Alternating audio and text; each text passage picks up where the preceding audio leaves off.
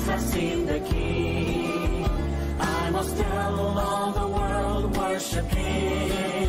In all the nations, in all the world, where He sends me, yes, I will go.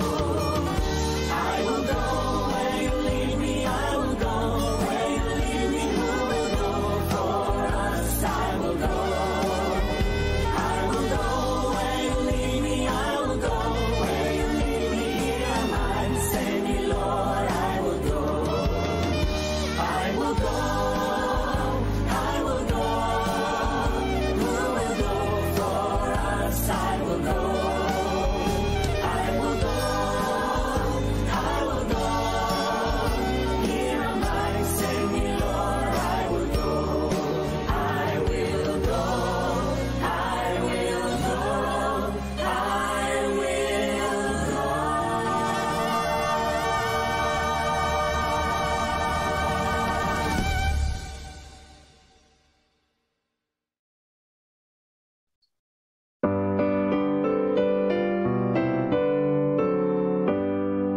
Jesus will shine with a clear, pure light, like a little candle burning in the night. In this world of darkness, we must shine. You in your sun corner, and I in mine. Jesus will shine, first of all for Him.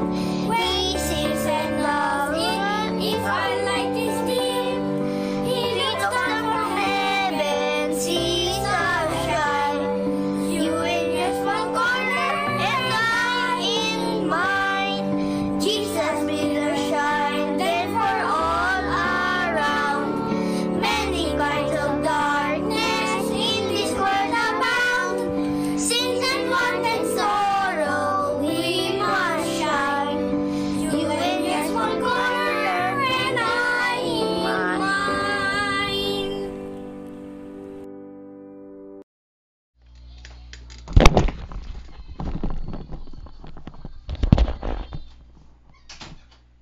Good morning po sa lahat mga kapatid. Happy midweek sa inyo lahat. Ano po? At pinatugtog ko yung mga awit ng mga bata kasi Children's Day ano po. Kakaroon ng World Children's Day. Yan pinapatugtog natin yung mga awit ng mga bata. Dahil ang bata ay ginagamit din ng Panginoon sa ating mga gawain. Good morning po sa mga nariyan sa live ngayon. Si Ate Christy, si Ate Bebe, Sister Ana Rosbel, mapagpalang umaga sa ating lahat. Kuya Bobby, Ate Lorna, si Aling Denise, good morning sa inyo dyan. Nanay Nerissa, si Ate Revi, at sa ating lahat ng mga nakikinig sa background. Ate Milen, mamaya sa replay manonood yun. Diyan po tayo, Ate Milen, mamaya ulit sa inyo. Kuya Bobby, Ate Lorna, doon po tayo. Brother Kevin, alam ko na dyan ka sa background. Ulit tayo kay Ate Milen mamaya. Ilang linggo rin tayong hindi nagkita-kita ron. Sige po, pakinggan natin si Pastor. Isang magandang umaga po sa inyo pong lahat. Happy midweek mga kapatid. Nawa ay nasa mabuti po kayong kalagayan. Ngayon po ay tayo po ay magpapasimula mag-aaral ng salita ng Panginoon, ang ating personal na tagapagligtas. So lahat mula noong nakaraang week pa, ang ating pag-aaral ay nakasentro sa ating pong Panginoon Jesus. Tayo po ay manalangin. Dakilang Diyos na siyang lumikha ng langit at lupa, kami po'y patuloy na sumasamba sa mga oras na ito sa inyo. Kami po'y nagpapasalamat sa buhay na pinagkaloob niyo po sa amin, sa katiyakan ng kaligtasan. Salamat po Panginoon, pinatawad niyo kami sa aming kasalanan at kami po ay tinutulungan niyo na patuloy na manampalataya at lumapit sa inyo.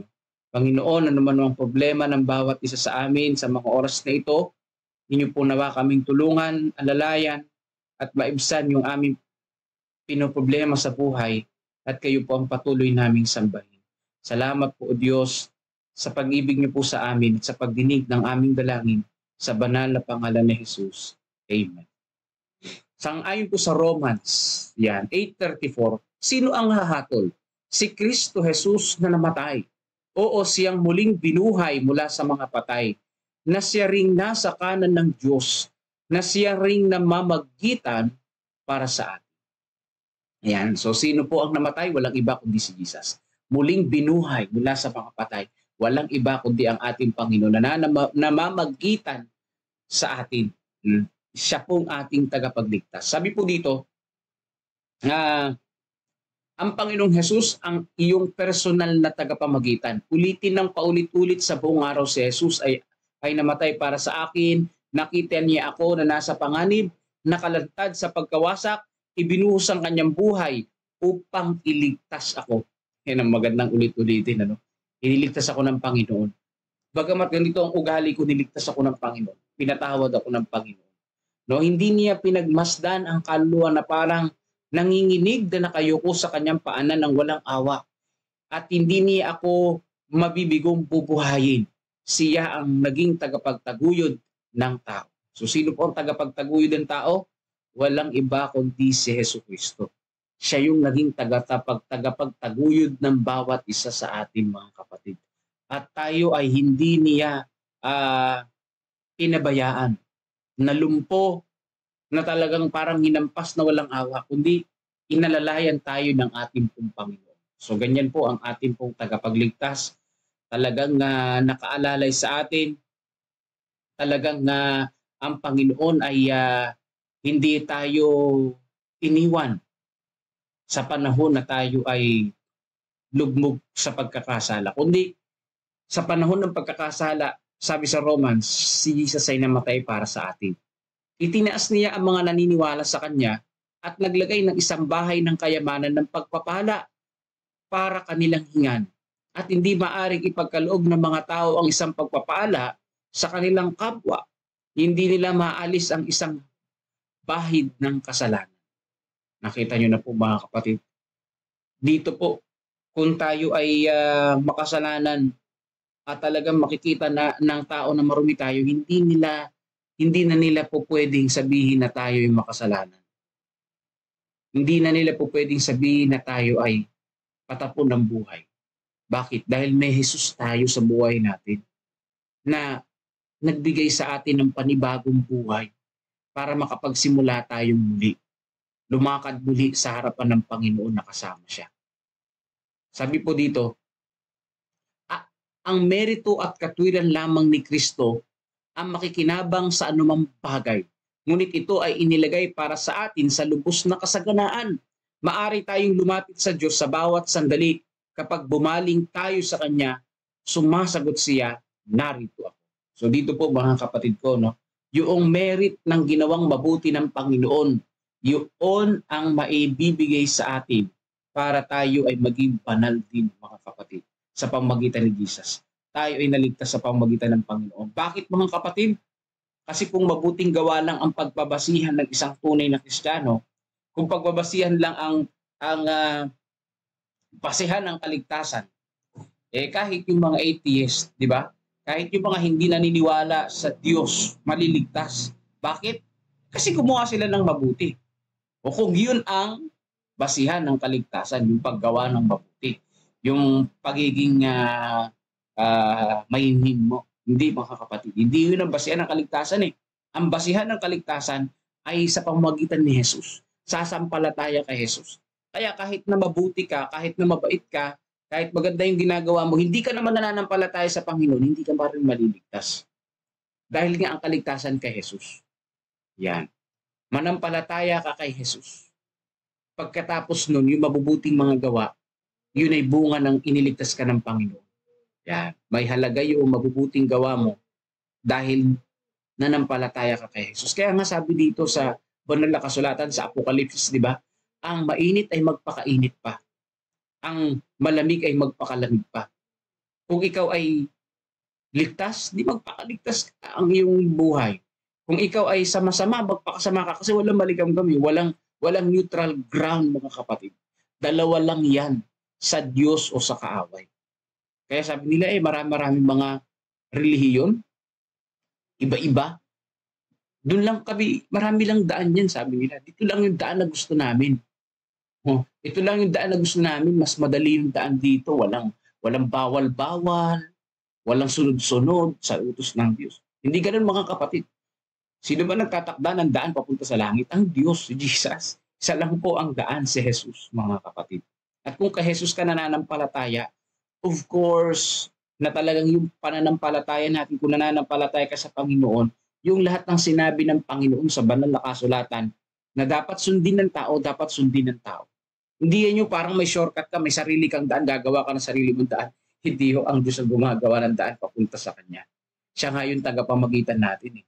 Now, hindi po yan iba-ibang relihiyon mga kapatid, kundi iisang pananampalataya lang yan ayon sa aklat ng Efeso. Iisang pananampalataya sa ating Panginoon. Sabi pa dito, ipinahayag ni Kristo ang kanyang sarili na ating tagapamagitan. Ipapaalam niya sa atin na siya ay may kagandahang loob na nakikibahagi upang maging ating kapalit. Yan. Inialay niya ang kanyang merito sa ginintuang suuban ng insenso upang ialay kasama ang mga panalangin ng kanyang mga banal, upang ang mga panalangin ng kanyang mga mahal na anak ay mahaluan ng mabangong merito ni Kristo habang umaakyat sila sa Ama sa ulap ng insenso. So dito po mga kapatid ko, no, ang ating pong Panginoong Hesus, yung merito niya ibinigay sa atin. Yung buhay niya inialay sa atin. Lagi nating binubulay-bulay, lagi kong binubulay-bulay. Bakit ang Panginoon namatay pa para sa atin? Kitang-kita naman ang ating kasalanan ay paulit-ulit lang naman tayong nagkakasala. Maliwanag naman na tayo ay makasarili at maliwanag naman mga kapatid na wala naman tayong maaambag sa pagka-Diyos ng Diyos, di ba? Wala tayong maambag sa pagka-Diyos ng pagka-Diyos. Wala tayong maambag sa kayamanan ng Panginoong Diyos. May maambag ka ba? Sa Kanya naman lahat ito. Di ba? Wala. Ibig sabihin, ang Panginoong Diyos, sa totoo lang, kung sa negosyo, wala siyang ganansya, wala siyang parte, wala siyang mapapala sa ating mga kapatid. Yan yung katotohanan. Pero bakit ang Panginoon nag-aksaya pa ng panahon para sa atin? Kasi nga mahal tayo ng Panginoong Diyos. It defines lahat. Mahal tayo ng Diyos. Kahit na walang mapapala ang Diyos sa atin, mahal tayo ng Diyos. Yan po yung totoo. Mahal tayo ng Panginoon kung bakit namatay siya. Kung bakit nag-aksaya na siya ng panahon para sa atin. Mahal kasi tayo ng Diyos. Yan po yung totoo doon. Kaya mga kapatid ko, no? Kaya sa mga panahon nag-aalinlangan tayo, mahal tayo ng Diyos. Pag sinabing pagmamahal mga kapatid ng Panginoon, yung tinatawag na agape, unconditional love. Yan.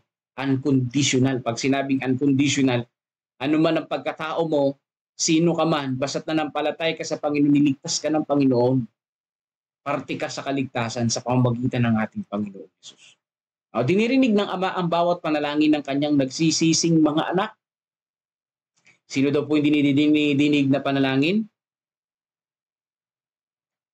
Yung nagsisising mga anak. Ang tinig ng mga pagsusumamo mula sa lupa ay nakikiisa sa tinig ng ating tagapamagitan na nagsusumamo sa langit ng na ang tinig ay laging naririnig ng Ama. Yan. Ibig sabihin talagang pag panalangin tayo, magsumamo rin tayo. Pag manalangin tayo, talagang lumalapit tayo sa Panginoon. Kapag nanalangin tayo, talagang dapat na ialay natin ang ating buong buhay sa Panginoong Diyos sa pananalangin. Kaya ang patuloy na umaakyat sa Diyos ang ating mga panalangin. Yan.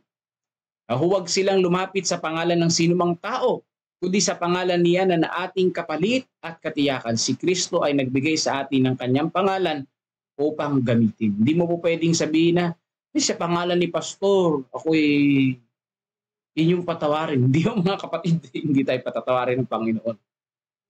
Kung ibang pangalan, dapat pangalan ng ating Panginoong Jesus. Yan ang address. Dahil siya ay ating tagapagligtas, siya ay ating Panginoong Diyos na siyang na nagbigay sa atin ng pananampalataya. Yan po yun mga kapatid ko. Ang panalangin natin ay umaakyat sa langit, dinidinig ng Ama dahil kay Jesus Christ. Tinatanggap at pinapatuloy ka ni Jesus bilang kanyang sariling kaibigan. Mahal niya kayo Siya ay nangako sa kanyang sarili na bubuksan sa harap mo ang lahat ng kayamanan ng kanyang biyaya para sa iyong pahalagahan. Yan, mga kapatid ko, no? Ng ating pong Panginoon. Nakikita ko po dito, hindi nagsasawa ang Panginoon na tayo ay tanggapin eh. Hindi po nagsasawa ang Panginoon na tayo ay kalingain. Dahil ang tingin sa atin ng Panginoon, isang matalik na kaibigan. At ang Panginoon ay hindi traidor na kaibigan. At sabi po sa John 1:12, kapag tayo lumalapit sa Kanya, itinuturing tayo ng Ama na anak. Napakatindi naman. Isang pinaka-the best yun. Ano ang definition po ninyo ng anak? Ibig sabihin, inampun tayo ng Panginoon. Hindi lang basta inampun. Anak, mga kapatid, itinuturing na anak. Ibinibilang na anak ang sabi doon. Ibinibilang na anak. May bilang ka. Alam mo yun, minsan na wala kang bilang. Sa laro, ganun eh.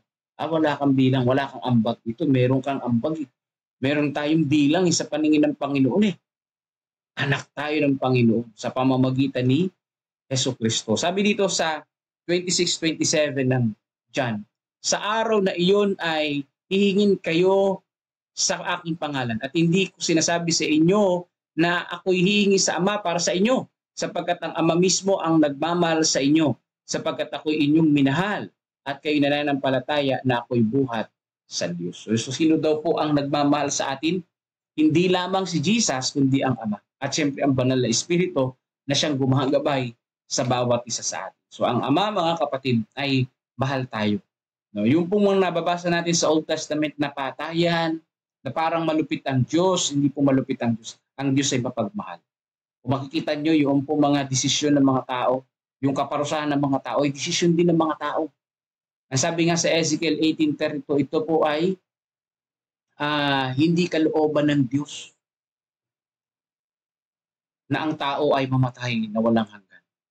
Ang kalooban ng Panginoon ay magkaroon tayo ng buhay na walang hanggan sa pamamagitan niya. Halos sinabi niya, gamitin ang aking pangalan. Ito ang magiging pasaporte ninyo sa puso ng aking Ama at sa lahat ng kayamanan ng kanyang biyaya. So sabi dito, yung pong pangalan ng Panginoon, passport sa puso ng Ama. Sa ang pangalan ng ating Panginoong Hesus. Pag sinabing passport, talagang inaprobahan ka. Mahirap kumuha ng visa pala yung mahirap. Yung mahirap din yung pasaporte kapag hindi mo pangalan, di ba? Hindi ka papaanin sa airport.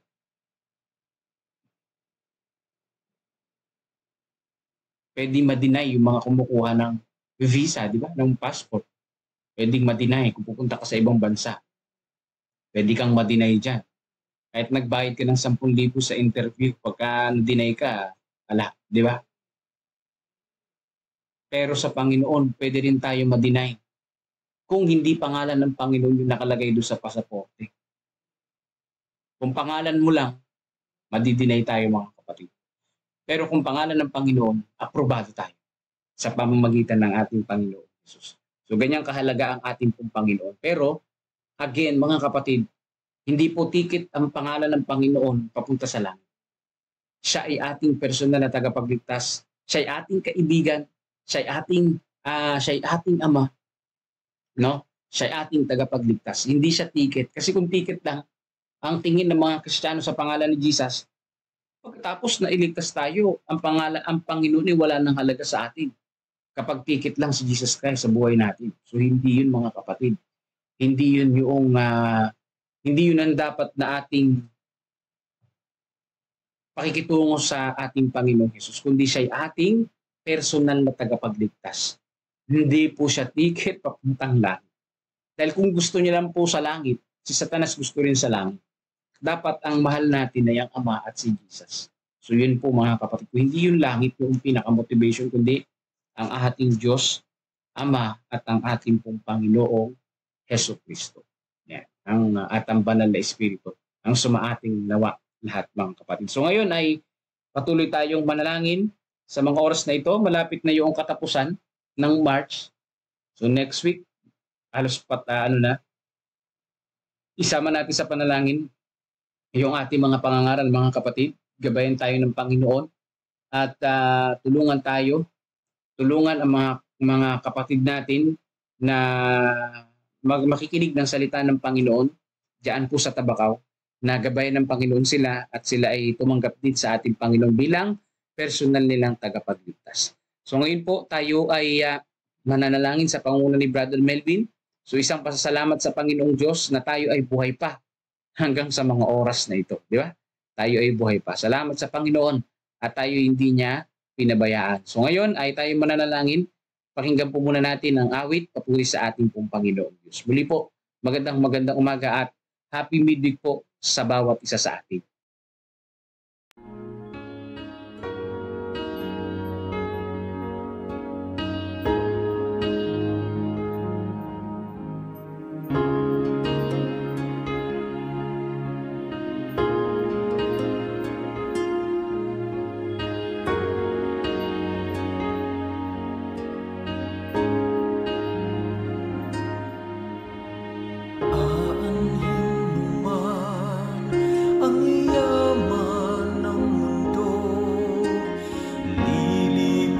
lamang ang lahat ng mga ito.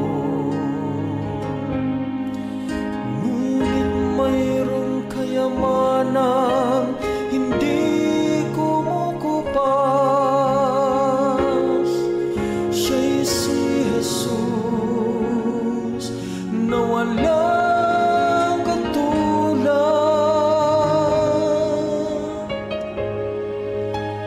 Si Jesus ang tanging yamang totoo. Siya'y higit pa sa kayamanan ng mundo. Wala ka nang hahanapin sa Kanya kung ika'y lubos na magtiwala.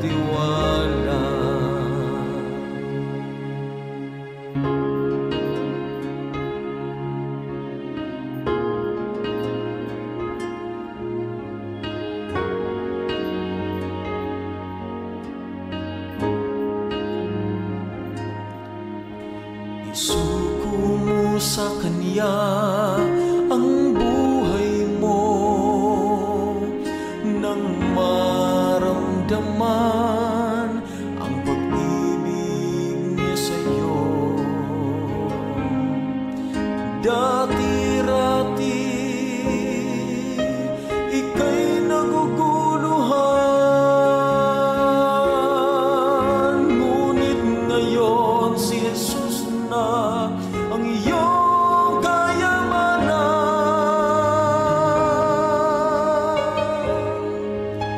Si Jesus ang tanging yamang totoo. Siya'y higit pa sa kayamanan ng mundo. Wala ka nang hahanapin sa Kanya kung ika'y lubos na magtiwala. Si Jesus ang tanging yamang totoo. Siya'y higit pa sa kayamanan ng mundo. Wala ka nang hahanapin sa Kanya kung ika'y lubos na magtiwala. Kung ika'y lubos na magtiwala.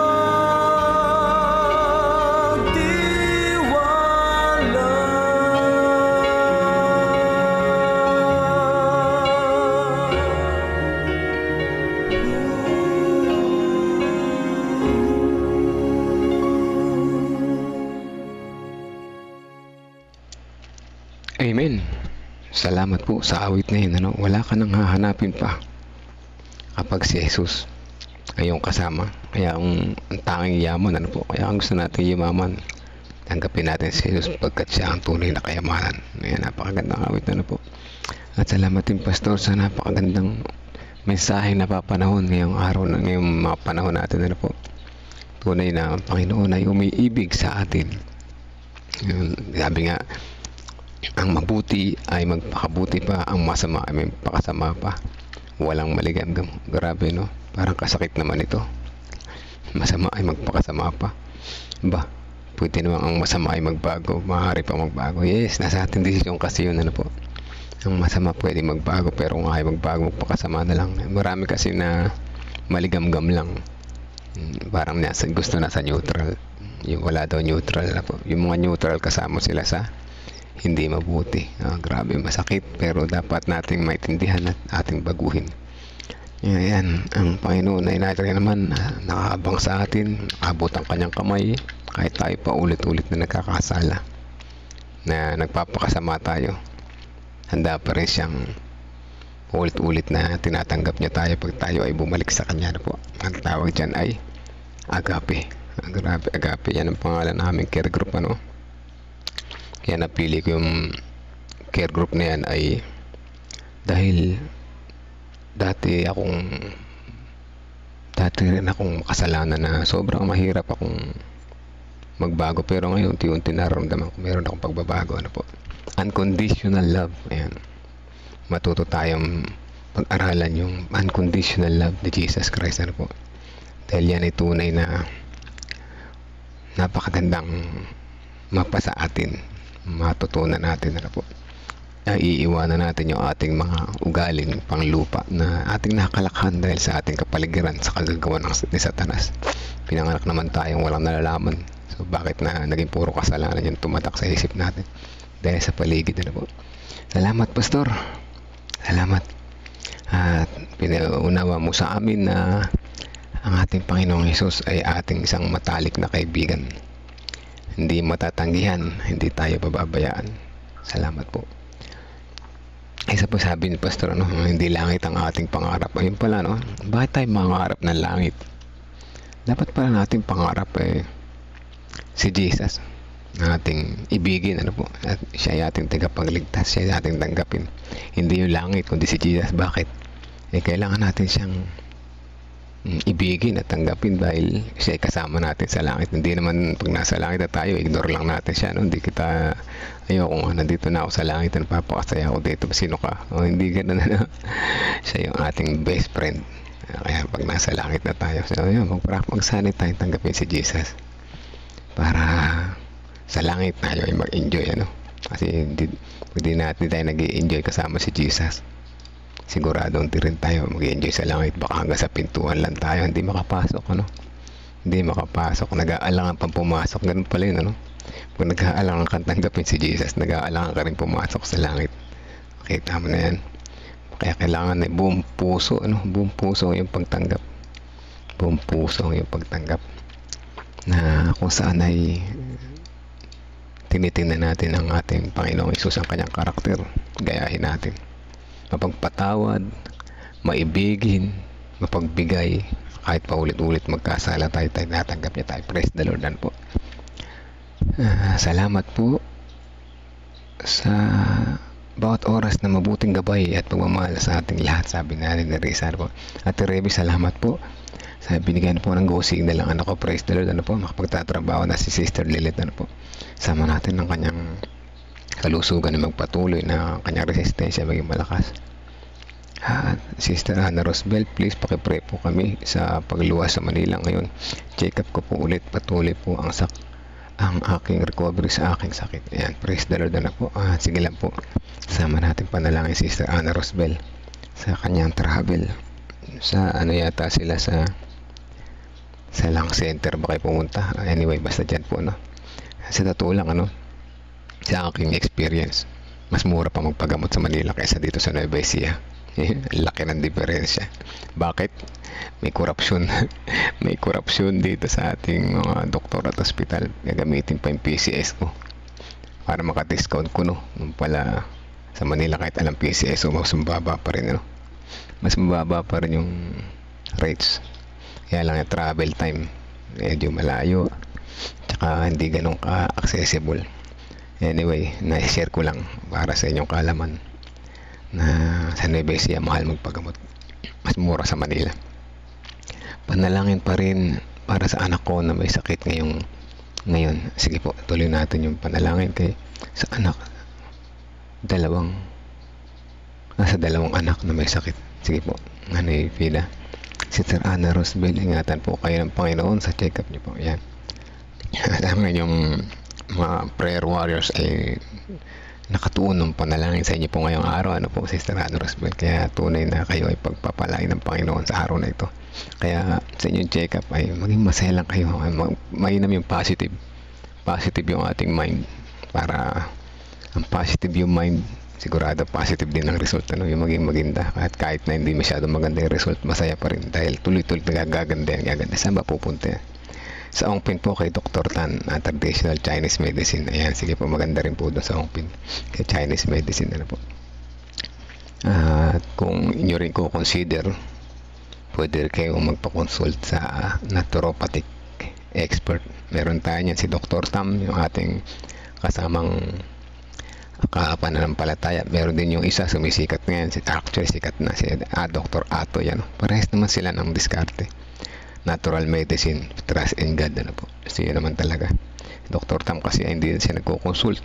Meron na lang siya mga consultant na tinitrain. Kasi matandaan na rin siya. Gusto niya rin mag-relax. Ano? And tayo magtiwala sa Panginoon. Ang ating mga sakit na yan, ang ating mga problema sa buhay, huwag natin masyadong pansinin. Magsaya lang sa bawat araw, one day at a time. Panalo na, blessing na. Ano po. Tayo patuloy na mag-focus sa ating Panginoon, at sapagkat siya tunay na ating tagapagligtas at sasagutin ang ating mga dalangin. Tayo po ay manalangin, mga kapatid. Teka, baka may namiss ako dito sa taas. Sige po, let's pray po.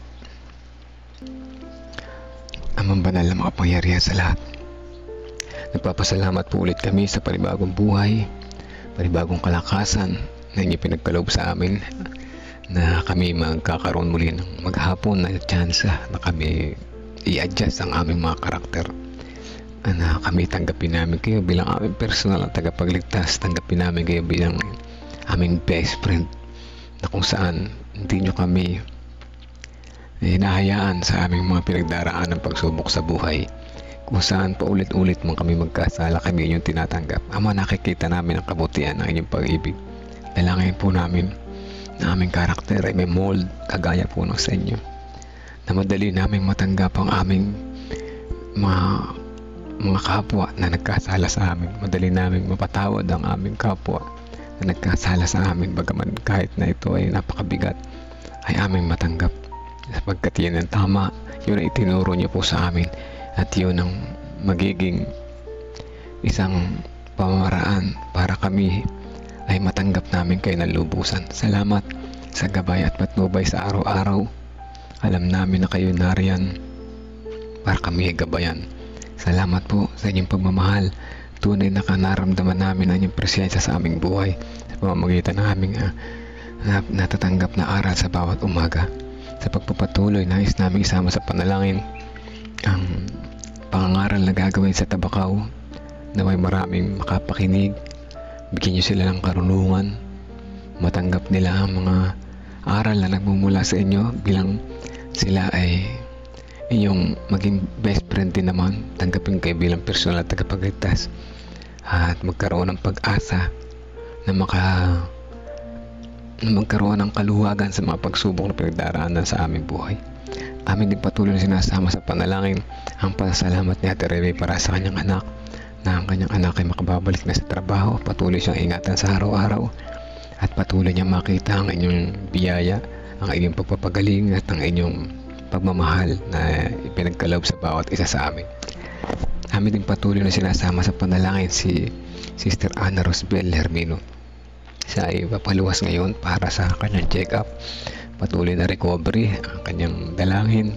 Ingatan po siya sa daan, malayo sa anumang kapahamakan, parating doon na ligtas. Ama, patuloy niyo po siyang bigyan ng masayang puso. Nakikita po kayo na kanyang best friend, na anuman ng kanyang pagdaraanan, nariyan kayo para sa siya ay inyong tulungan. Ipadama niyo po sa kanya ang inyong pagmamahal sa araw-araw, at ipagkaloob po sa kanilang mga pangailangan pinansyal, kalusugan at higit sa lahat ang karunungan na nagmumula po sa inyo na ang buhay dito sa lupa ay pansamantala lamang at kayo nariyan para kami samahan upang kami maging matatag, maging handa makapasok sa pinto ng kalangitan sa pagtitiwala namin po sa inyo, pagtanggap sa inyo bilang aming best friend, bilang aming personal na tagapagligtas. Kasama din po namin sa panalangin ang dalawang anak ni Nanay Fina na may sakit. Patuloy na kagalingan ang aming dalangin po para sa kanila at sila ay patuloy na bigyan ng kalakasan ng kanilang pangatawan, makarecover sa kanilang mga sakit, makabalik sa kanilang gawain at higit sa lahat makita nila kayo na kanilang dakilang magagamot at kanilang maikwento rin naman ito sa iba. Amin din patuloy na sinasama sa panalangin si Sister Adele na sa kanyang kagalingan ay makita pa rin ng kanilang buong pamilya na kayo ay ang andiyan para hindi sila pabayaan. Gayon din ang si Sister Janet na patuloy namin sinasama sa panalangin na kahapon ay mataas ang lagnat, naway ngayon ay maayos na at patuloy namin siyang sinasama sa panalangin, kalakasan ng resistensya aming dalangin sa kanya at kagalingan. Gayon din ang mga pamilya na nakikinig ngayon, ingatan po ang aming maghapon, gabayan kami sa pang-araw-araw naming pamumuhay. Tunay na ang kalaban ay gumagawa sa aming isip para kami bulabugin, guluhin, lituhin upang kami mapalayo po sa inyo. Binibigyan kami ng mga challenges, ngunit salamat sa pang-araw-araw na pagbalik sa amin na itong aming kalaban ay hindi magtatagumpay kung kami magtitingin po sa inyo at mananalig po sa inyo. Sama din namin sa panalangin ng good health ng bawat isa na kasama na rin si Ana Rosbel Tolentino Hermino at ang kanyang buong pamilya. Good health din sa mga anak ni Sister Midin Piligro Cotaw na si Hara and Cory, sa family ni Ate Milen, kasama na rin ang kanyang mga anak at apo, sa family ni Ate Lorna, Kuya Bobby, kasama na ang kanilang mga anak, kanilang mga apo at ng buong kanilang pamilya. Malayo man ang kanilang mga anak ay amin itong dinadalangin na sila ay maging malusog di lamang sa pampisikal ng pangatawan, gayon din naman sa kanilang pang-espiritual na pamumuhay. Sama din namin ang kalusugan sa family nila Sister Rose Cris Encarnado, kalusugan sa family ni Sister Dang de la Cruz at ang iba pang mga nakikinig sa lahat ng aming pamilya na nakikinig ngayon. Ang Bible students sa aming mga nasasakupan sa Tabacao, sa Santo Cristo, sa San Antonio, dito sa Gapan at kung saan pa sa aming mga lugar na nasasakupan. Kasama na rin si Brother Generoso Conrado Cando na naway isang araw magkakasama silang buong pamilya na sumamba, pagkat ito ay tunay napakasaya, kagaya ng nagkaloob niyo po sa amin na kaming pamilya ay magkakasamang sumasamba. At gayon din ang buong pamilya nila Mike and Martha Mamaril, family nila Tata Cesar and Heidi De Leon, kasama sina Christopher, Kenneth, Empoy, Hazel at saka si Harold.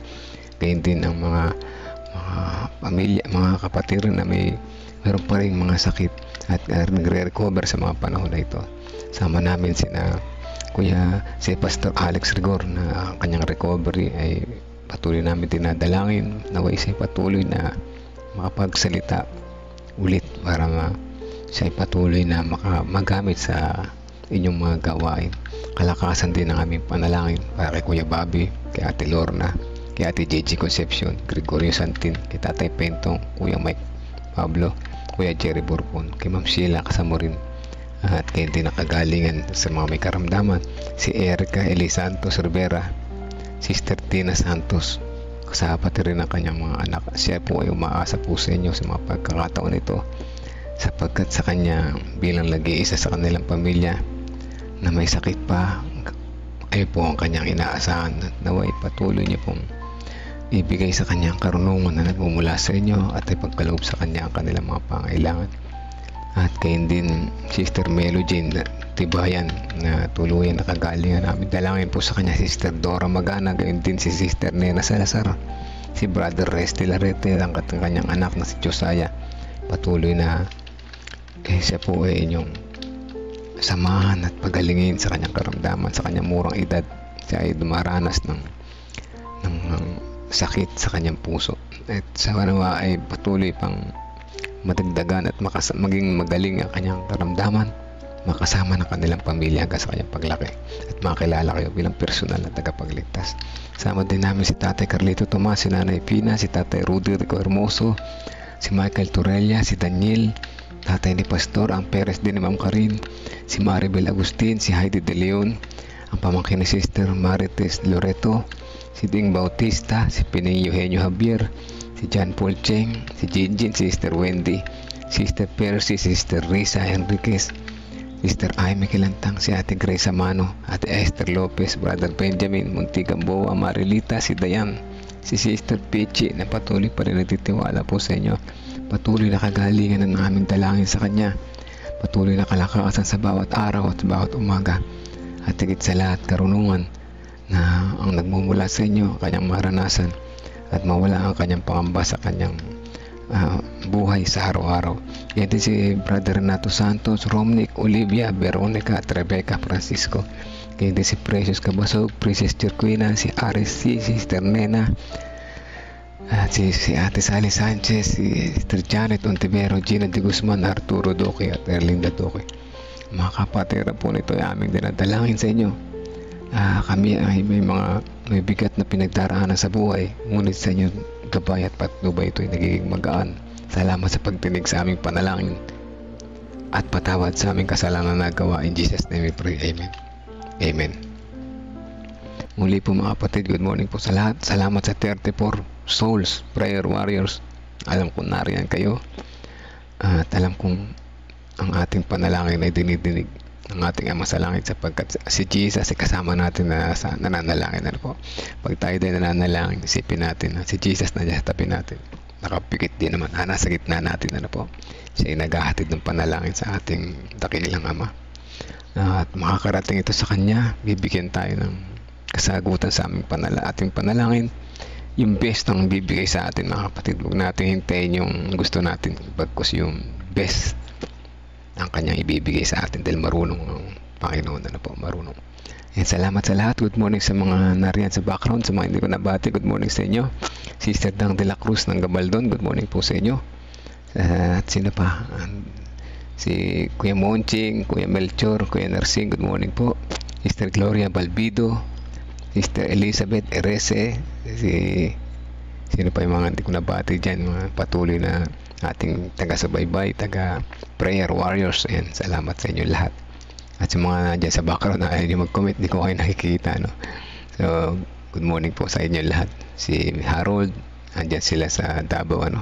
Masipag to ang tagapakinig si Harold, Brother Harold. At Sister Rodesia Cordoba Tomas, nandyan din si, nakita ko sa notification. And, thank you din po sa inyo lahat. God bless din po Nanay Nerissa. At sa mga kag-care group ko, Agape, mamaya magkita-kita po tayo. Patuloy tayo magpalakasan. Wala pong bibitiw, wala pong mawawaglit kahit isa. God bless po sa bawat isa.